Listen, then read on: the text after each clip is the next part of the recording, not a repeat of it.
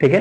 लेकिन लेकिन कॉन्सेप्ट इसमें 2 पॉइंट है, इसमें जानने वाली 2 पॉइंट है। ठीक है, aluminium, zinc, iron, chemical properties of metals में दूसरा point reaction with water. Water की बात करें, वाटर के साथ रिएक्ट करके क्या होगा। ठीक है, आइए जानते हैं। देखिए बाबू, जब भी कभी भी कोई मेटल वाटर के साथ रिएक्ट करेगा हाइड्रोक्साइड बनाएगा। ठीक है, लेकिन कॉन्सेप्ट इसमें 2 पॉइंट है, इसमें जानने वाली 2 पॉइंट है। ठीक है, मेटल अगर वाटर के साथ रिएक्ट करता है, मगर ये वाटर देखिए मगर लगा हुआ यहां पे, यही समझना है आपको। मगर ये वाटर अगर लिक्विड स्टेट में है, लिक्विड में है, ठीक है, तो ऐसे में ये मेटल हाइड्रोक्साइड बनाएगा, मेटल हाइड्रोक्साइड। ठीक है, लेकिन यही मेटल जो वाटर के साथ रिएक्ट कर रहा है, ये वाटर लिक्विड स्टेट में अगर नहीं है, स्टीम है, गैसियस फॉर्म में, स्टीम के फॉर्म में है, अगर उसके साथ रिएक्ट कर रहा है तो फिर मेटल हाइड्रोक्साइड नहीं बनेगा, बल्कि मेटल ऑक्साइड ही बनेगा। जैसे एग्जांपल के तौर पे मान लीजिए मेरे पास पोटेशियम है, आपको पता है पोटेशियम जिसका सिंबल के होता है, क्यों होता है के, कमेंट में फटाफट बताइए।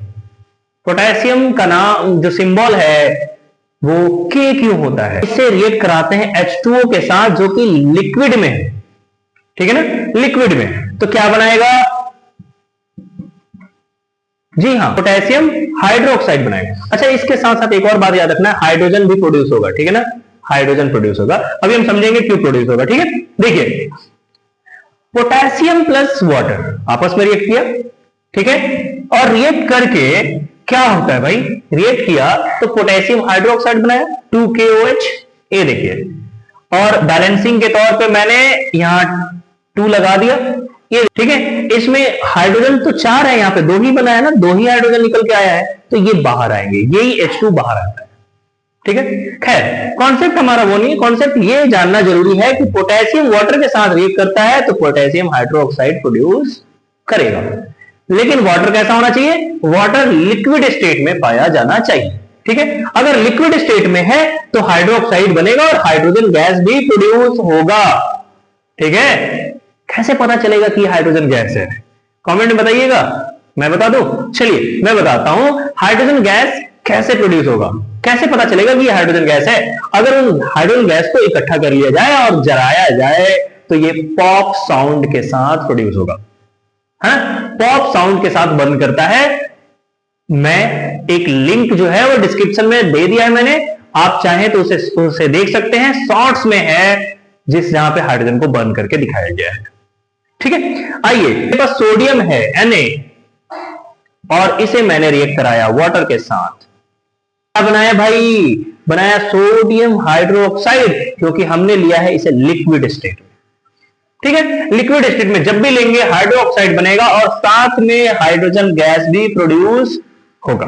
कि अगर ये लिक्विड स्टेट में ना हो, ठीक है ना, गैसेस स्टेट में कभी भी जो है वो मेटल जो है और हाइड्रोक्साइड नहीं बनाएगा, बल्कि हमेशा और हमेशा क्या बनाएगा?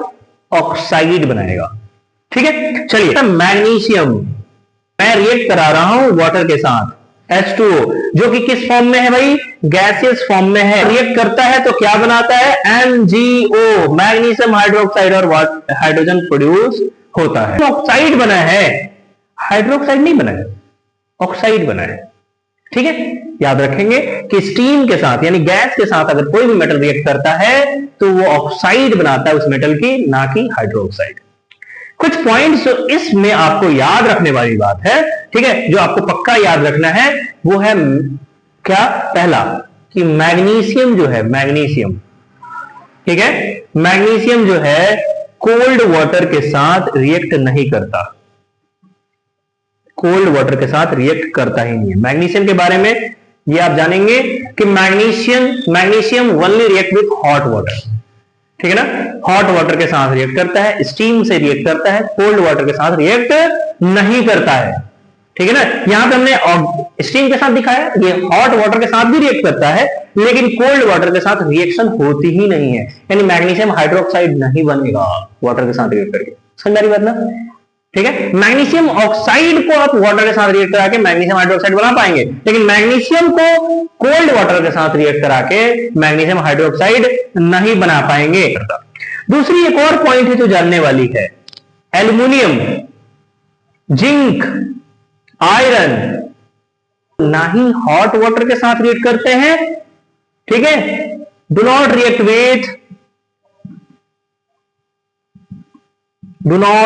विथ हॉट और कोल्ड वाटर।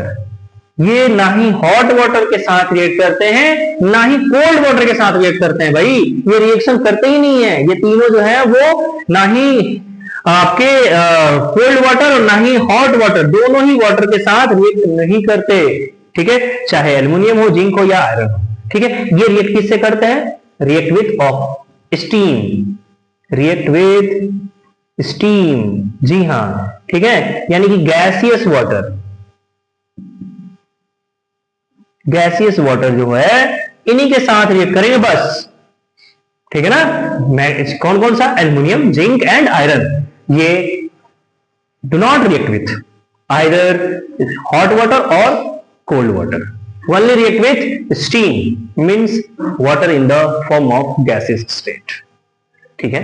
तो ये पॉइंट याद रखने वाली है, और ये भी याद रखना है कि मेटल लिक्विड के साथ रिएक्ट करके हाइड्रोक्साइड और गैसियस के साथ रिएक्ट करके ऑक्साइड बनाता है, साथ में हाइड्रोजन गैस भी प्रोड्यूस होता है। कैसे पता चलेगा क्यों हाइड्रोजन गैस है?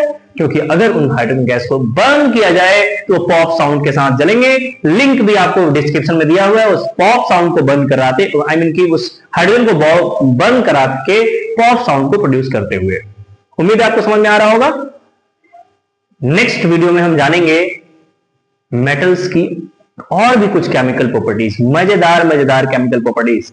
सो स्टे ट्यून्ड, और चैनल को अभी तक आपने सब्सक्राइब नहीं किया तो सब्सक्राइब जरूर करें और ज्यादा लोगों तक शेयर करें, ताकि मेरी हौसला अफजाई हो सके और मैं आपके लिए ऐसे ही वीडियो लाता रहूं।